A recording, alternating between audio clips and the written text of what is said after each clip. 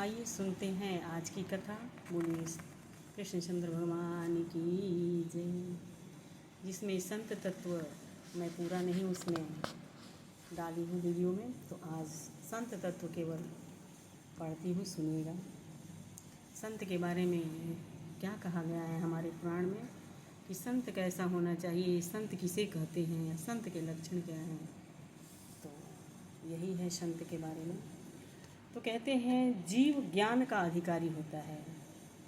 जीव ज्ञान का अधिकारी तब होता है जब बार बार भगवान को वंदन करता है। वंदन करने में आपका क्या जाता है, एक पैसे खर्च नहीं लगता है, शरीर को जरा भी त्रास नहीं है। ऐसी आदत डालो कि 2-3 मिनट हो तो अपने भगवान को याद करो। जिस देव की आप पूजा करते हैं, यानी जिस देवता की आप पूजा करते हैं, उससे देवता का मन से दर्शन करो। दर्शन के बाद वंदन होता है। जिसको भगवान का स्वरूप दिखता ही नहीं, वह वंदन किसका करेगा। पहले दर्शन करो फिर वंदन करो। बार बार वंदन करने से भगवान को दया आती है और भगवान कृपा करते हैं। जीव ज्ञान का अधिकारी होता है, ऐसा भागवत में कहा गया है। ज्ञान, मान और धन, ये 3 वस्तुएं ऐसी है जो सुपात्र को मिले तभी अच्छा है। जो लायक नहीं है उसको ज्ञान मिले तो उसका पतन हो जाता है। अयोग्य को ज्ञान मिलने से उसका अभिमान बढ़ता है, और ज्ञान तो अभिमान को मारने के लिए होता है। इसलिए अभिमान बढ़ाने के लिए ज्ञान नहीं है। इसलिए ज्ञान उसी को मिलना चाहिए जो सुपात्र हो। और कहते हैं कि ज्ञान अगर किसी मूर्ख को मिल जाए तो उसका तिरस्कार करने के लिए ज्ञान तिरस्कार करता है उसका, यानी वो उसको संभाल के नहीं रखता है, संभाल के नहीं बोलता है। तो कहते हैं कितने ही ज्ञानी लोग ऐसे होते हैं जो ब्रह्म बने बैठे ही रहते हैं, हम ब्रह्म हैं। यह भूल है।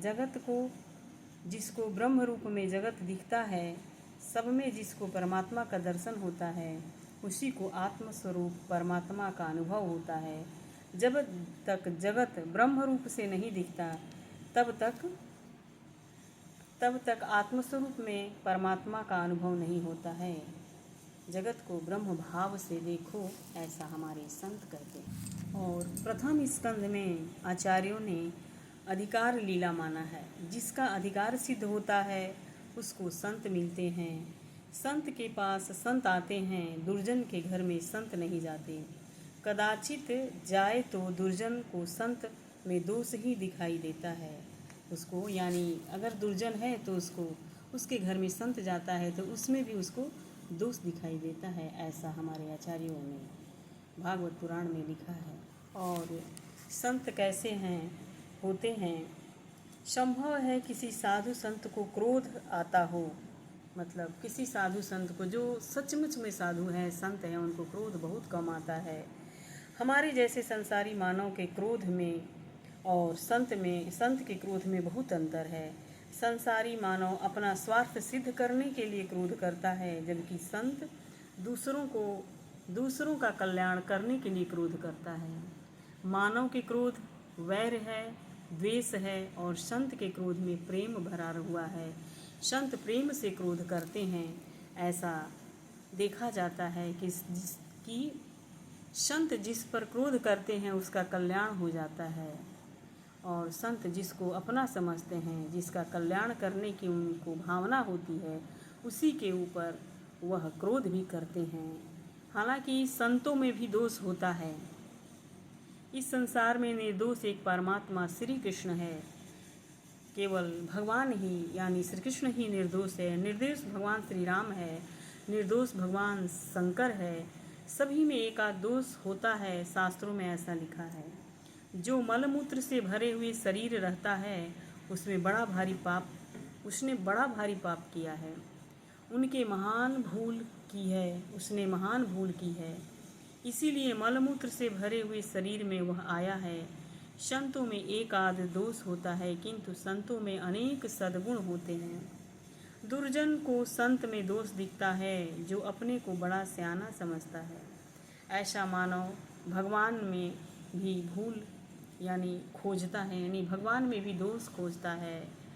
कितने ही लोग ऐसे होते हैं जो अपने को बड़ा सयाना समझते हैं, मैं सब कुछ जानता हूँ, मैं पढ़ा लिखा हूँ, ऐसा समझते हैं लोग, जो भगवान में भी दोष ढूंढते हैं। और संत कहते हैं कि श्री सीताराम निर्दोष है, श्री सीताराम सर्व सद्गुण संपन्न है, श्री सीताराम परमात्मा है। रामायण में कहीं सीता माँ ने ऐसा नहीं कहा है कि मेरे प्रभु अच्छा नहीं किए या मेरे लिए अच्छा नहीं किए। श्री सीता माँ अनेक बार ऐसा बोली हैं कि मेरे प्रभु का मुझ पर बहुत कृपा है, बहुत प्रेम है, इसलिए मेरा उन्होंने त्याग किया। मेरे राम निर्दोष हैं, मेरे राम जो कुछ करते हैं वह सब कुछ उचित होता है और कल्याण के लिए ही करते हैं। श्री राम किसी रानी को प्रसन्न करने के लिए राजा नहीं हुए। राजा की गद्दी प्रजा को प्रसन्न करने के लिए है। श्री राम राजधिराज हैं।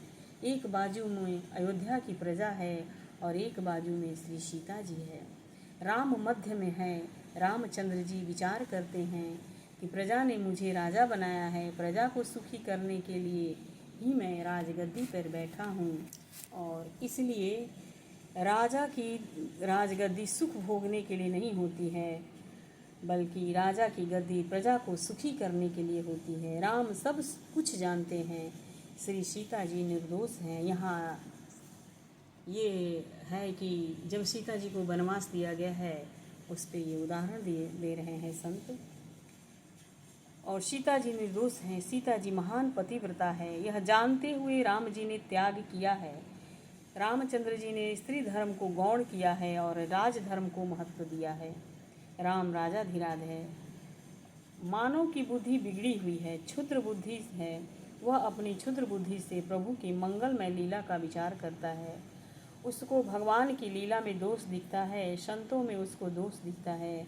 संतों में बहुत से सद्गुण होते हैं, एक आध दोष भी होता है। और दोष क्यों करते हैं, दिखाते हैं भगवान।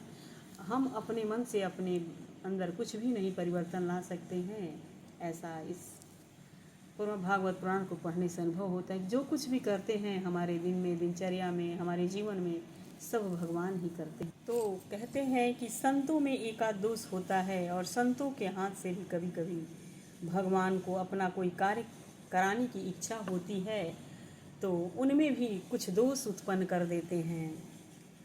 क्योंकि संत पूर्ण रूप से निर्दोष हो जाए तो कुछ नहीं कर सकते।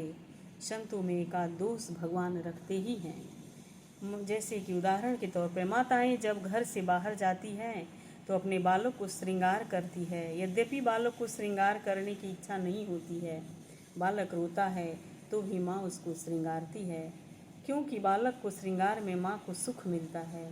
बालक को श्रृंगारने में माँ को सुख होता है। माँ अपने बालक को श्रृंगार करने के बाद प्रेम से बालक के मुख को देखती है, बहुत सुंदर लगता है, कैसा दिखता है, अब बाहर जाना है, किसी की इसको नज़र न लग जाए। जो माँ अपने बच्चे को श्रृंगारती है, वही माँ उसके गाल में, ललाट पे काजल का टीका भी लगाती है, इसको नज़र न लगे। जिस प्रकार माँ ने अपने बच्चे को संभालती है, उसी प्रकार भगवान भी संतों को संभालते हैं। भगवान संतों को की चिंता रखते हैं, उनकी चिंता करते हैं कि कोई उसमें दोष न रहे तो उनको नज़र लग जाएगी। इसलिए भगवान साधु संतों में भी एक आध दोष दे देते हैं। जैसे कि हमें आज भी देखने को मिलता है, तो हम लोग कह देते हैं कि अरे इतना काम किए पर एक ही गलती किए हैं इनकी, लेकिन नहीं, वो भी भगवान की कृपा है जो उसमें उनमें दोष दिखा है। तो भगवान के चाहने पे ही संत में भी दोष दिखता है, क्योंकि अगर पूर्ण रूप से निर्दोष हो जाए तो कहीं उसके अंदर भी अहम ना आ जाए।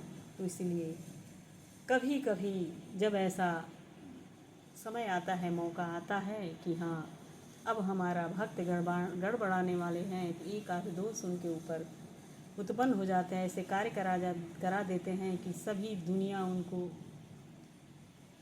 गलत निगाह से देखती है, मगर वो गलत होता नहीं है। वो तो हम लोगों को दिखता है पर होता सच में नहीं है। वो तो केवल उनको कि हमारे तरफ ही वो संत का, भगवान का कहीं मन गड़बड़ाए ना, अहम ना आए, तो इसलिए उनके ऊपर, उनके मन में, उनके अंदर दोष उत्पन्न कर देते हैं। तो कहते हैं कि संत बनो किसी के दोष काहे को देखते हो, अपने दोष को देखो, थोड़ी अंदर जाकर करो, देखो नज़र करो मैं कैसा हूँ। अंदर नज़र करने पर आप में ध्यान आएगा कि मेरे मन के अंदर काम घर कर बैठा है, मेरे मन में काम नहीं, मेरे मन से काम नहीं निकलता है, मेरे मन में क्रोध भरा हुआ है, मेरे मन में मत्सर है, मुझ में दोष कहाँ कम है, दूसरों के दोष देखने की क्या ज़रूरत है, अपने में ही बहुत दोष है। तो भगवान कहते हैं कि पहले तो खुद के अंदर देखो कितने दोष हैं, तो फिर बाहर देखना दूसरों के दोष को। और यहाँ पर गीता जी में भगवान कहते हैं कि अर्जुन से कहते हैं कि अर्जुन, जन्म का दुख, वृद्धावस्था का दुख और मरण का दुख कभी भूलना नहीं चाहिए। प्रातः काल में उठने के बाद एक बार विचार करो, कदाचित आज यमदूत मुझे पकड़ने के लिए आए, आज मेरा मरण हो तो मुझे कैसी गति मिलेगी। आज किसी को यमदूत पकड़ लिए जाने वाला नहीं है।